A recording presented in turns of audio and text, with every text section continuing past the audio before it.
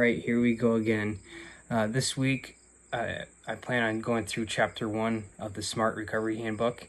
My plan is to do these every week, and initially I'm going to go through the chapters. So with Chapter 1, it starts with how it works. For point number 1, you look at your behaviors. At number 2, you're working with a therapist. Number 3 is SMART meetings. And there is no lifetime commitment to smart recovery. So unlike stuff like AA, you don't have to go for years or decades or your whole life, whatever. If you feel comfortable after like 6 months to a year or so, like where you feel like you're on solid ground, you can kind of get on with your life and everything. And with smart recovery, they don't use negative labels such as alcoholics or addicts or anything. So like that way you're not like looking at yourself in that negative viewpoint, like, oh, I'm a worthless alcoholic. And it's more about like, okay, look, I have a drinking problem and I need to overcome it. So how do I overcome it? And once I do, okay, well, I can put that in the past now and everything. So like smart recovery is not a 12-step program. It's a 4-point program.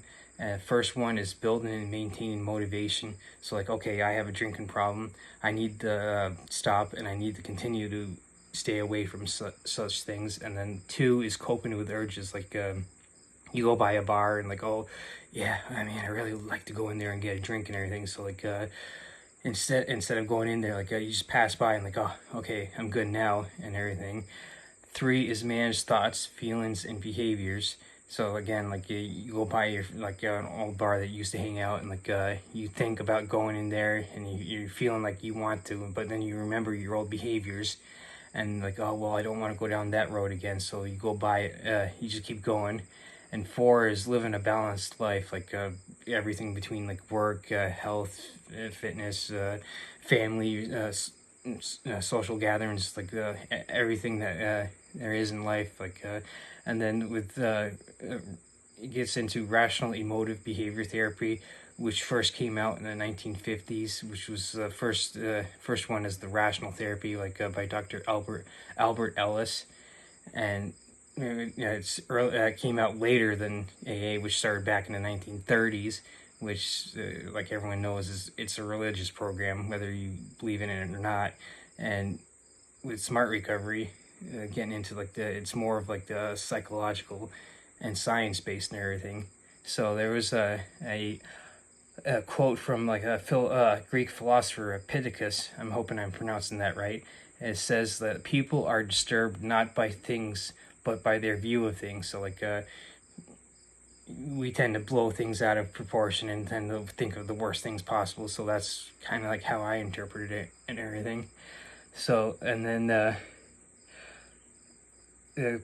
points on like they get into is like the rational, like how we think, which influences the motive, which is how we feel, which influences our behavior, and which is how we act.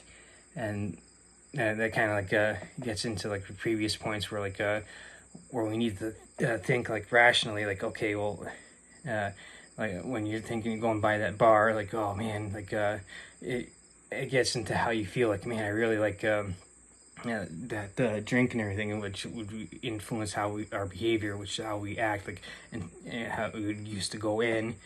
Whereas now if we flip the script, like we think about it, think like, okay, well, I'm going by this bar, which okay, now I get into the emotions, like all right, how do like I feel about going by that and everything, and that like and then behavior, how do we act on it? And like instead of going in like, okay, well, I know like I need to shift this behavior, so like I need to not go in there and everything, so because I know like I'd go in there and get drunk all the time, so I need to stay away. And the same thing like with the convenience stores, or like at least until you get like onto solid ground where you can feel comfortable. Because like me, I was recently at the Athlete X Games, and a bunch of people went out to the bars and everything, and like I've been sober for several years, and even though I felt like I could have gone with them and been fine and everything, it was like 9 o'clock at night and I was already exhausted, so I'm like, I'll just go to bed and everything. So like and it's that fear of missing out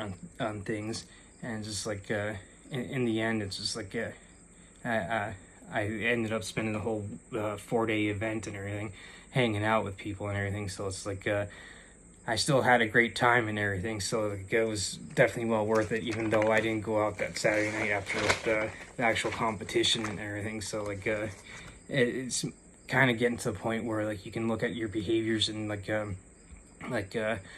being like, okay, well, I know like after several years I could go to like such an event and be fine with the people I would be around, but it's just like, yeah, I'll pass, just because like I don't want anything to do with that scene anymore. So like again, it's just a matter of getting onto that solid ground of living the balanced life, like I said before. Like and there's the Smart Recovery online, which I probably like I mentioned before. Like you go onto their website and like you can do online meetings. You can actually do actual like in-person meetings, but like you may not have actual smart meetings. And like they're also getting into like using multiple different programs, like self-help programs. So like in my experiences, I've noticed a lot of people, including myself, have like other psychological issues that led us to our addictive behaviors. For me, it was drinking. So like and working with a therapist is another good thing. Like so you can kind of get down to the core issues of what led you to your addictive behaviors, whether it's like for me drinking, or if you're someone who actually does use drugs, or like it could be like other behaviors like gambling. So like using like a therapist, which I suggest first and foremost, so like you can kind of get working with that professional, so you can kind of work out like your issues. And like a lot of like the basic terms that they use in the first chapter is like abstinence, which is pretty much not engaging in like your activities and everything. Now I know like there's some people that like there's the moderation management and everything program that's out there.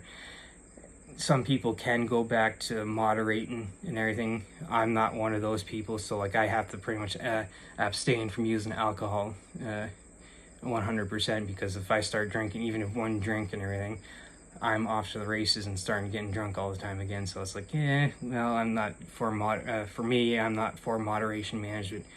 But if you're one of those people that could work through your issues and get to the point where you can moderate, then that is an option. But like I'm going to be biased towards complete 100% abstinence.